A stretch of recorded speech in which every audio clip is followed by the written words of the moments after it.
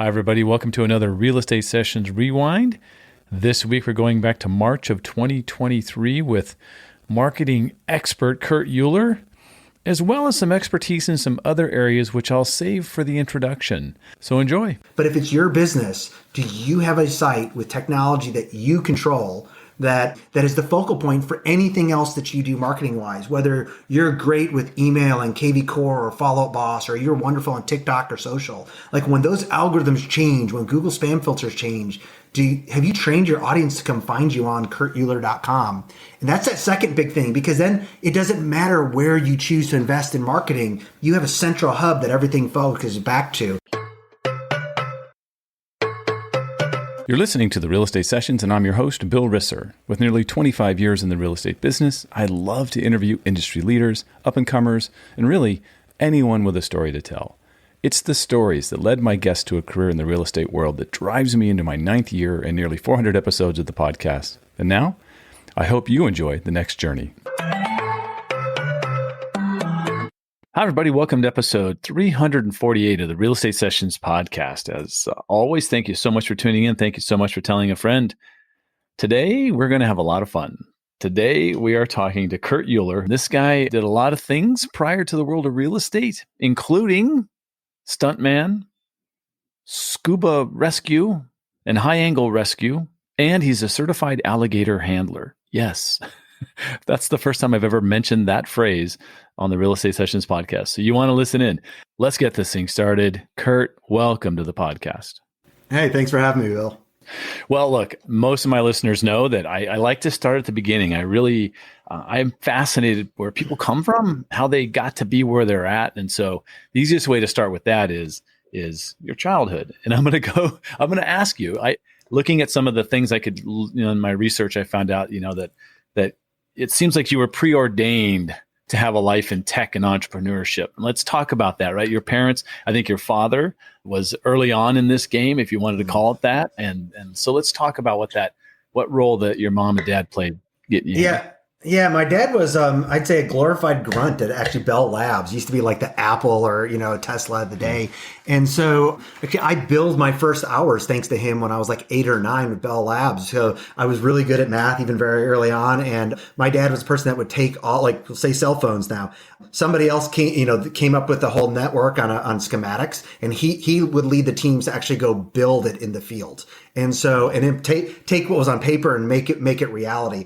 And they'd had some problems, and he happened to take me in an office, and I solved something they'd been struggling with. And he was like, well, we pay people for this. So he billed hours for it.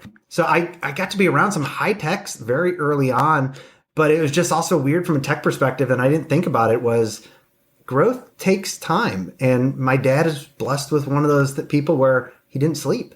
And so, until he had cancer the third time, I think he slept an hour to an hour and a half a night. Then he started sleeping more like a normal person. And so he just put in more hours than anybody I'd ever seen. And my mom just had this country work ethic where, I remember we moved to Alabama when I was 11. I still remember I was probably like 7, maybe 8 in Michigan, where we had outages when we lived in Chicago. And it's late at night, late enough that the moon is way up in the sky. And I just remember telling my mom, when can we go to bed? Well, we were out raking leaves for this 1 acre garden that she had. She's like, we'll go to sleep when we're done. Wow. And that work ethic, there's no way I could ever go and pay for that kind of basically coaching and consulting that taught me what it's like and exposure to both working hard and really just technology at an early age. Yeah. I think that probably drives into the fact that when you attended school, you went to Vanderbilt, which very cool school. You were a track athlete. You loved running, and which is, for me, that's I don't get that, but that's awesome for you.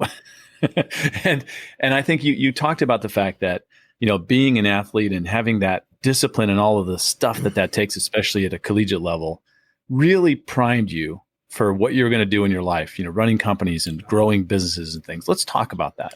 Yeah. I mean, even now it's if you want to ring my bell when I'm if I'm hiring something, I love hiring athletes and healthy addicts, I mean, every athlete is a healthy addict, but I mean to say that in terms of people that have had like true like bad addictions but have overcome that. I mean, that's a huge kind of like that's a process into itself. But I mean, as an athlete, it's like there's nothing you could do like from a running perspective or pick any sport where you could make up for a week or 3 weeks of like screwing off by just going and make up practice in one day. And so like I was running, 60 sometimes 120 miles a week, especially like in the summer when we're working on things. And it's like, you can't do all of that mileage like in 1 or 2 days. It has to be spread out. So it's small things done consistently, which is what it takes to be successful running companies. I mean, at the end of the day, it's perseverance that wins. Perseverance in operations. Like everybody has good ideas. I mean, and good ideas and bad ideas. Like they feel the exact same until you realize that a bad idea was bad and you shouldn't have been doing it for 6 months. But what matters is operations and just putting in the time. You get out of school, and first of all, you have the most varied background of anyone in the tech world that I've ever interviewed. And I'm probably, if this is episode 348, so there's a lot of people I've chatted with, but I'm going to throw some things out there like stuntman, unbelievable, a certified alligator handler. And I live in Florida now, so that really is intriguing to me. And a member of something called High Angle and scuba rescue teams. I get the scuba part, right? I especially with what I'm watching in California where I grew up. There's a lot of rescue going on in water. But let's talk about, first of all, what's high angle rescue? And then really alligators? Yes, on both. It goes back to largely, to my dad as well. I mean, I picked up those genes where I do not need to sleep like most people. And so I'm in my mid 40s, but when you only sleep 2 or 3 hours a night, you get more hours to do things. And so like when my wife and I got married, it was like, hey, do you want to go to bed with me or wake up with me? And I asked her that a couple weeks before we got married. And she was like, it took her a minute. She was like, you do email me at like 3 o'clock in the morning. And then like, that was just like a mind shift for her. And I was like, so I get a little bit more time. But literally, like I became a member of the Alabama State Rescue Squad in Marshall County, Alabama at 14. Shouldn't have been able to, but there was a bad ice storm. And in the county, there were 4 total people, my dad and me being 2 of them, that could drive on the snow and ice that we had. And so he got permission at the state level for me to join the rescue squad. And I was using a Suburban or an old Jeep to help pull out Hummers from the National Guard that were off in the ditch. Between like that kind of allowance and skills my dad had taught me when I was younger, maybe wasn't the wisest, but still taught. Learned scuba very early, high angle. Think about anything with cliffs, rappelling. I'm not really a rock climber, but I can go down and I'll do a lot of controlled risk. What you and I both do in work. And so I started that when I was 14. And so did that for many years. And actually, even after I moved up to Chicago, I'd still go down and join Alabama when there was different things that went on. So. Wow.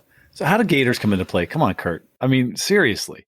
Well, the stunt work, again, I don't sleep. And so Chicago was doing a lot of movies at the time. And I met a gentleman that I was out and I was like, well, what do you do? And he was like, well, I'm a database programmer by day, but really I'm a stuntman because there wasn't a real full-time movie industry in Chicago at that time and not enough for full-time stunt people. And I was like, well, what does that look like? So I started hanging out with them and literally started training stuntmen and women and training with them. And so people for Batman's, Dark Knight movies and Public Enemy and some others. And so friends that have a lot cooler experiences than me. But I took a friend with me to some of the training sessions that he hurt his back pretty bad. And so he needed an epidural. And so I went with him, took off work to go with him because I'm like, well, I kind of broke you. So I'll go with you, Mike, to bring you back after you get the epidural to lower the inflammation.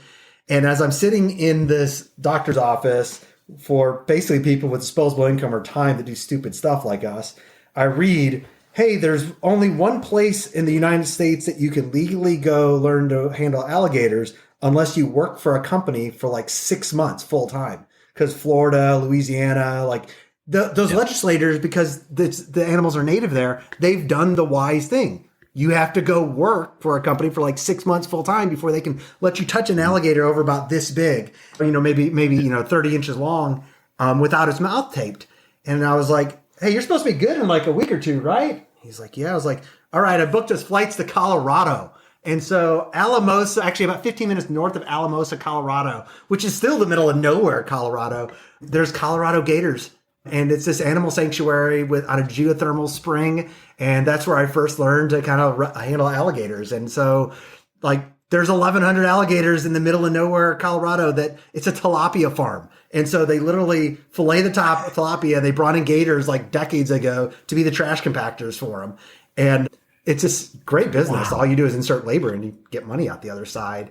And so that's where I first learned to do it. So anything up to about maybe an 8-foot gator I can handle by myself.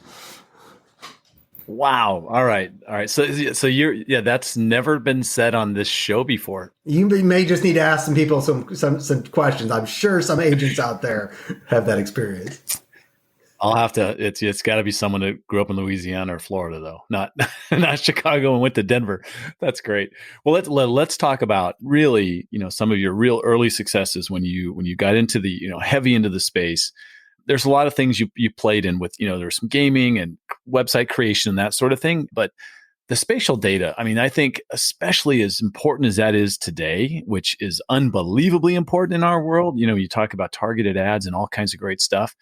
Let's talk about how you got into that world. And maybe for those who don't know, we'll talk about real quick what it is and some of the things that it's being used for today that we wouldn't even think about. Yeah, I mean, every one of us use spatial data in ways that 20 years ago, nobody used it. And so I went to go work didn't mean to, but I was looking for jobs with investment banks and kind of being that go-between between the IT programming side and the top, leaders and those working in algorithms.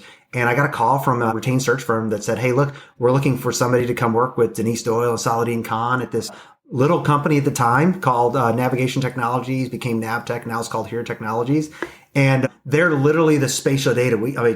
Many people think about Google Maps, but Google Maps is nowhere near the largest provider of this stuff. We provided all that data. And so if you use, I invented the core technology behind Waze, like the navigation apps. And so that IP has been licensed by Google and Apple and a bunch of others. But think about all the places where spatial digital data, every time you do a route from one place to another, or in real estate, I want to search for homes within 2 miles or 20 minutes driving of this school. That all needs 2D and 3-dimensional spatial data behind the scenes. And so I had 10 and a half years at this company that we took from $85 million a year in revenue to $1.44 billion. And it was like being at McKinsey or Bain basically for 10 years, being mentored by people like I mentioned 2 of them. And then later by Judson Green, he was the president of Disney theme parks and came kind of as his semi-retirement to Navtech until he realized there's a lot of money here. And we were just at that place where the rest of technology picked up and you went from navigation systems being a $20,000 add-on to it being in your cell phone and doing MapQuest for free. I was there for all of that. And so I would walk out of a meeting from Siemens VDO that makes the navigation system for Lexus and then walk into FedEx Logistics, which is using it for getting packages. And then I walk into my innovation teams where I had friends in the video game industry. And I was on the back shelf behind me, I know we're audio, but it's I've got Microsoft Flight Simulator X because I had this crazy idea to walk into Microsoft and say, hey, how about we save you $20 to $40 million in building your next flight simulator game? And they were like, let's have that conversation. That was literally an 8 a.m., a 9 a.m., and a 10 a.m. But we did that across 11 industries for spatial data. And it was I could have gone to Bain or McKinsey and maybe not have had that same background.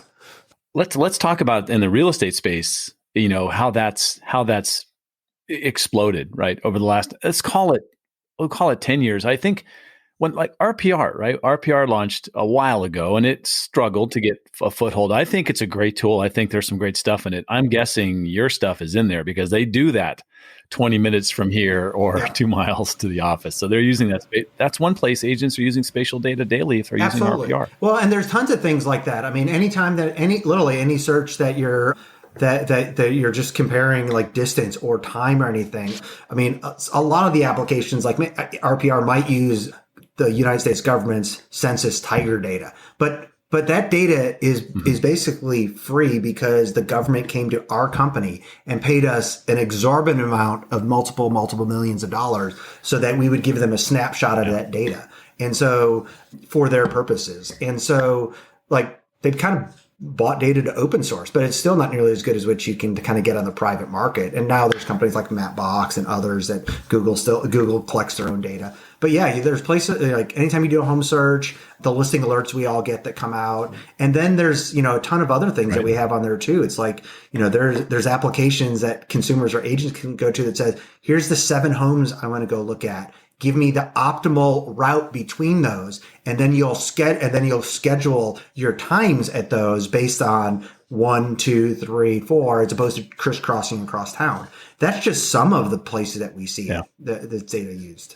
Yeah. So it seems there's this natural connection between what you did at Navtech and here with MLSs, I would guess. It's data all over the place, right? Very much both because it involves spatial data, but like in 2019, RISO, the Real Estate Standards Organization, brought me and Scott Lockhart in to talk about kind of 2 things. One was Showcase IDX had been one of the first companies to start using Web API at that time, which was meaningful for accessing the MLS data. Yeah. But on the other side, like my 15 to 20 minutes that I really talked about was really meant to scare MLSs into why they need to work better together with RISO. And so one of the reasons that Navtech Pure Technologies exists so well now is they take disparate data just like real estate. And so we created this multi-billion-dollar a year revenue product by going out to all the local municipalities, the states, the counties, the cities, giving them tools very often, but sometimes taking data in many different formats, putting it into one big database for the US and eventually the world, and then having a normalization for, well, what can you and can't you do with some of that data, much like MLS data. And so whether you're bringing in like an IDX feed to provide a home search for an individual agent, or much more of what I do now is, running one of the largest sites in the US in terms of active real estate listings, it's still compliance, disparate data in very different formats. Like I love what Sam and them are doing at RISO, but this is not this is not a real standards organization. It's a loose standards organization. We have a long way to go. It'll be better for the whole industry if we fully adopt like real standards so we can share data. But like we were able to do that in a different industry. And so part of me talking to RISO, part of what I do now is having that background saying both, one, there's a lot of money if we can all coordinate, but also if you don't, it's possible somebody will do basically what here did was we became that intermediary where these local sources did not coordinate. Somebody eventually invested enough money to come in and do that. It was Philips Electronics for us. They invested like $800 million to go and build this kind of normalized platform. And it's like, so we made the money as opposed to the local sources. And all they got was free tools that offset some of their IT budgets. And so I actually don't want that to happen for real estate. And it's like standards exist for a reason. Like we should work together. How do you get to real estate? What was that thing that brought you over? Because obviously you had things going very well, really well. And what was that pull for you? Some of it was just timing and serendipity, but I'm a big believer. I've written a good bit on my personal site about net weaving as opposed to networking. Like networking is kind of a selfish thing to me. And at the end of the day, it's not, but we've all shaken hands with somebody and they'll look at your business card. You can watch them talk to somebody else and they make that decision that says, you're not important enough for me to care. Ooh. And so that's underlying. That's really what networking tends to be. Net weaving is more of the servant leadership approach, which when we talk about where it's like, look, I'm meeting people because I want to know, like, can I help you? Like at the end of the day, I hope it comes back to, and helps me at some point. But I'd much rather just be a trusted advisor to you, Bill, than just make money off of you. And so I had taken 18 months off after starting one of the first influencer marketing platforms. Only came out of that sabbatical because, weird as it's going to sound, I got a call from President Trump. So love him or hate him, but I was called to come do some things with the Made in America movement and run some events and bring him some information for Made in America companies using that label and very public C-SPAN stuff. And so as part of that, I kind of got back into the game a little bit. And Alan Pinstein, who I now a peer of mine I work with, called me up. He's a fraternity brother at Kappa Sigma and said, hey, I sold this company called TourBuzz, but I have this other real estate company and it's doing okay. But I really want to just talk to you about, like, you talked your wife into letting you take 18 months off. That seems like a difficult conversation. Can we grab coffee and we just talk about that? And as part of that, it's how he actually mentioned the Showcase IDX. And he was, and it's what I actually like. I was talking to some private equity groups, and like superb technology, but 10x better than anything else that was out there. But they had issues with marketing and sales and growth. And I was like, I mean, I'll grab coffee with Scott Lockhart, make the introduction. And like 3 or 4 days later, we talked. And I think the day after that, I accepted an offer to come join them. And it was all from just grabbing coffee with Alan from a fraternity perspective to offer some input, which ended up sucking him back into the business. So, and he didn't get his 18 months off, it sounds like. No, he got a little bit of time off, but he got involved pretty quickly. All right. That's great. You're passionate about marketing. It shows. You can hear it in your voice. Do you have 3 things real estate agents should be doing right now in their marketing strategy? We'll give them some real takeaways here. Yeah, I both for my Showcase IDX days, but also just my public stuff. I could see inside tens of thousands of real estate agent CRMs, and like a lot of people, as we know, aren't doing a lot of transactions, and some you see this big growth. And the first thing for me is this realization for agents of like 3 things to do. The first is you have to have this acknowledgement that says it is your business as a 1099 contractor. Like, you are not a Keller Williams agent, an EXP agent, not a Remax agent. You are your own business, and like, you need to show up every day and think about how you grow your marketing and your business unto that. And brokerages are great. I work with a brokerage. I love all of those that I just mentioned, but it's your business, not theirs. And most agents don't show up that way. I find and that affects everything else that they do. And when I look at those that have seen this huge growth and those that stay there, they realize it's their business. And then when you do that, it drives 2 other things. And so the second thing for me is agents need to have their own website. And it's not a subdomain site that's from their brokerage. It's got to be on their own URL. Those others are great stepping stones. But if it's your business, do you have a site with technology that you control that is the focal point for anything else that you do marketing wise, whether you're great with email and KV Core or Follow Up Boss, or you're wonderful on TikTok or social? Like, when those algorithms change, when Google spam filters change, have you trained your audience to come find you on kurtuhlir.com? And that's that second big thing, because then it doesn't matter where you choose to invest in marketing. You have a central hub that everything focuses back to. Yeah. And then that third piece is, it very much still goes off of that as being your business, is you got to have a clean database. Like the biggest thing that you have is your database of contacts. And like, by all means, go chase new leads. New leads are important. But those agents that really grow their business, they have clean data. I mean, I have really good personal friends with like the people that run Agent Hub 360 that literally, so often the reason people come to them is because they're just like, my contacts are a mess. The technology is hard. Can you help clean up this dirty closet so I can find my purple shirt that I really like? Like, that's kind of the figurative they give, because as if it's your business, like referrals and past clients and being available, whether you do the Brian Buffini approach or Tom Ferry's approach, like you've got to go back and mine continually your past database. And if you don't have your CRM in place, like, what are you going to do at that point? You can't send a newsletter. You have no idea people moving outside your area. Depending on parts of the country, like, you might have 0.1% or 15% of the people in your CRM moving out of your service area. If you don't know that, you're never going to get a referral from those people. I'll share what I say about CRMs with agents when I talk to a small group or whatever. I say that at the very least, if you just did this, you'll be way ahead of the game. Mm-hmm. When you talk to somebody, document it, create a contact and document it in the CRM. Create the next time you're going to call them, whether it's 2 days, 2 months, whatever, and then call them and do it again. Yeah. Am I right? Absolutely. If they just did that. And those notes are so important. Like, so my wife and I have a little girl who's almost 16 months old. When she came, I got 3 text messages from people, 2 of which were agents that were, and 2 of those had voice messages or had videos in there that were literally, they took note. Oh, so not when she was born, it was at her 1-year birthday. And so that means they made a note, probably just from a Facebook post about Hannah Grace's birth. And they sent me just like, all the messages were basically the same. It was, hey, this is special, such a special time. These are the good old years. like you need to relish this time and put off other things. And it was just like, they weren't silly for anything. And it was just touch points. Oh my gosh. That's what a good CRM does. They made some quick note, said this is a meaningful moment. And I don't know if those three, like, did they do a Facebook comment? Did they send me an email or something when she was born? I don't remember. But 1 year later, there was only 3 people out of the thousands of people that I know that followed up on her birthday. That's awesome. That's exactly it. That's the power.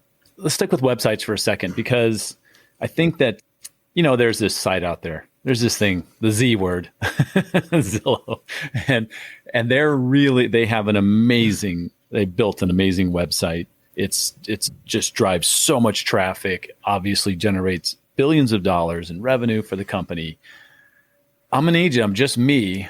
I just have my website. Can I hold them off? Is there something I can do? Absolutely. Better? I mean, I'm very biased because I come from working with Showcase IDX, but I mean, there's a bunch of third-party reports that say like people choose that search, which only exists on individual agents' websites, over Zillow. And I think it's for 2 reasons. One is it is a great modern search, and a lot of the home searches agents have, like, the agents don't use them. They go use other tools. And so it's like, if you don't have a home search on your site like Showcase IDX that people will actually use, well, the only promise I can guarantee you in real estate is if that home search on your site, or you don't have a site, but if your clients won't use it, they're going to go to Zillow, and that means a competitive agent is going to call your client 100% of the time. Yeah. The other thing that I think with that for agents, if that's actually used, is a lot of agents, they do a wonderful job. Like Jay Valento is this agent in California that I just love. Like, part of him talking and educating his client base is like that he protects his client's data, which is not what that big portal you mentioned does. And so you can go look at their public documents. Like, they make billions of dollars, like, with Premier Agent, which is basically advertising, selling, providing consumer contact and budget information. Like, Jay and others point that out to their clients. It says, look, like, when you fill out things on my website, like, I don't go and sell that information. I make money when I can help you with a transaction, and you want to bless me with that. And so that's much different than I find a lot of agents. They try going head to head with some of the big portals, as opposed to pointing out there's nothing wrong with a wide range of financial advisors, but I will only ever work with a fee-based financial advisor. I'll pay you a flat percentage. I'll pay you for my plan with the guarantee that you will not be making money on the backside for what you recommend to me, because that's how I view trust. Well, when you explain to consumers that says, hey, I only get your contact information, and when you're looking for a $500,000 condo in downtown Chicago, that's like basically going publicly and saying you're going to move a retirement account in the next 90 days. Who wants to buy that info? And people freak out. They freak out enough. My wife says, stop asking people, like, do they know what happens, like, we're at a barbecue or something, because it changes the whole event. That's what I think helps the agent's website. Is it's not just having the site, but it's making sure their clients and prospective clients realize that they're in a different game as being a trusted agent over some big portals. Yep. So it keeps coming back to trust. I love that. You talked about Jay. He feels like he's got influence over his database because he stays connected. And influencer, that's kind of a big deal today. Everyone's talking about it. Is there a world in real estate for that term? Is it look different than what you know what I'm thinking about on Instagram?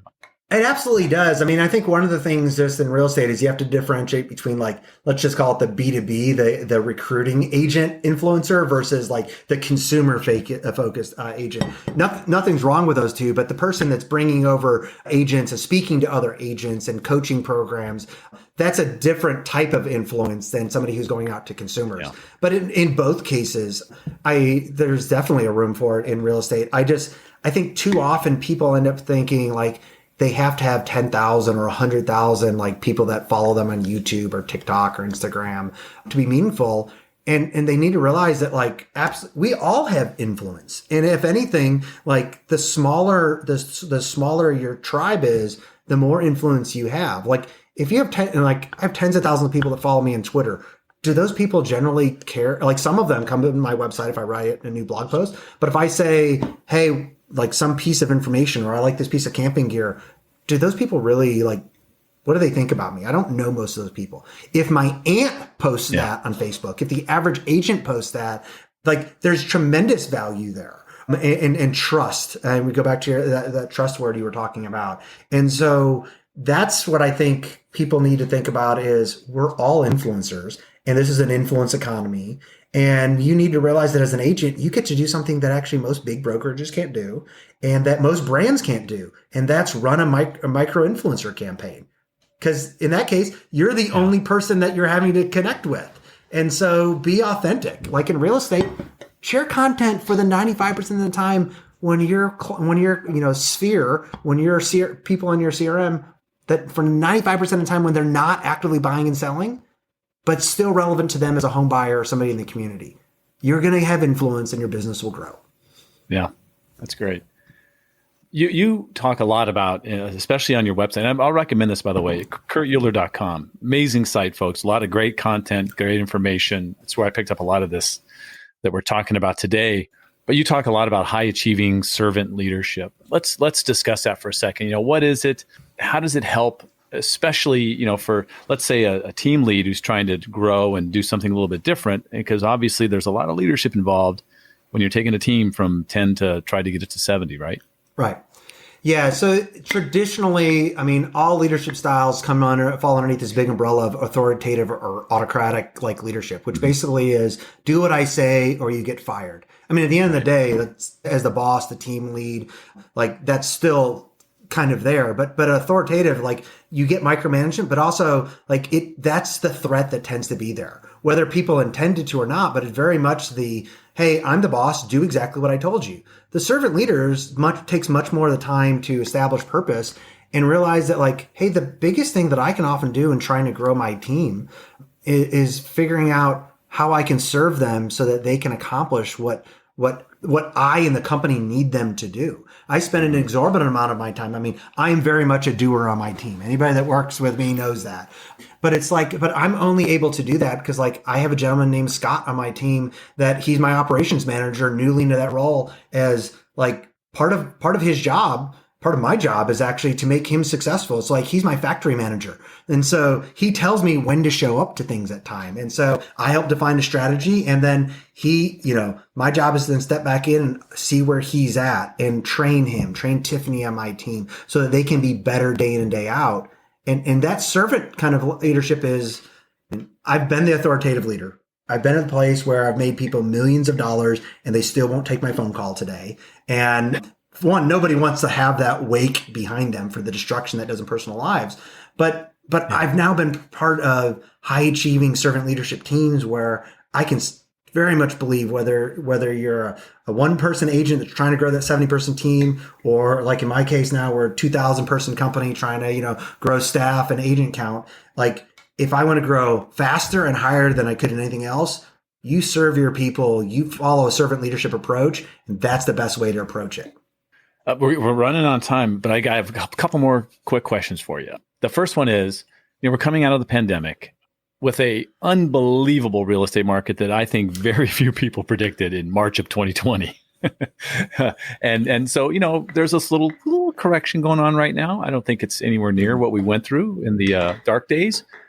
But what do you see going forward? What should we be expecting? And I know that's a tough question. I'm trying to, but I think you can handle it. So let me distill tens of thousands of posts on lab coat agents and real closers and what people, just put it all in one place. Yeah. Agents are scared. We know that. We see it all the time, but you can't make decisions out of fear. We look back, whether it's the same correction we had before, more or less. Like the one thing that's consistent when you look back at past corrections in real estate and other industries is this is the time when we're going to look back in 2 years and a small number of agents, small percentage, are going to have added 1 to 2 zeros to their net worth. Like that, there is such abundance now for agents that says, look, like, yeah, you'd love to be showing homes, but interest rates were over 7% and they're back down a little bit below that now. if you're not showing homes, like the best thing you can do, or if you have spare money, is to invest in organic search and content marketing. You'll have a 50 to 100x return if you do it right. And it's one of those things you can't just like, kind of like running before. You can't just put in a bunch of money right now and get a result instantly. It does take consistency over time. And literally, if you start to do things like build out community pages on your website, bank content that will be meaningful for you to share out over the next 2 years, you will add 1 to 2 zeros to your net worth. I don't care what level you're at right now. That's how big of an opportunity there is if you do that right. Kurt, this has been great. I'll close this with the same question we've asked every guest going back to 2015. And that's, what one piece of advice would you give a new agent just getting started? They need to invest in building that own website. You don't have to spend money to somebody. You might have a 14-year-old niece or a son or something that can build that WordPress site for you. But not for a new agent, it's not just to have that site. It's the process of writing that bio about who you are and why people should care, and the process of building that site that's going to fundamentally change your business. Kurt, if someone wants to reach out to you, what's the best way for them to do that? My personal website, kurtuhlir.com. I spend an exorbitant amount of time writing right now and would love feedback from people. Awesome. This has been great. Once again, I apologize for not making the connection immediately that we sat down at that event. I'm honored you chose me as a guest before you put the personal connection together. Yeah, look, it was like I said, it's just an awesome background. I'm sure I'm gonna get a lot of comments from people that get to listen to this. So I appreciate it. I'll see you in Orlando in May, and we'll have to have a drink or something and chat a bit more. And thank you so much for your time today. It was awesome. Yeah, thank you. Thank you for listening to the Real Estate Sessions. Please head over to ratethispodcast.com/RE sessions to leave a review or a rating, and subscribe to the Real Estate Sessions podcast at your favorite podcast listening app.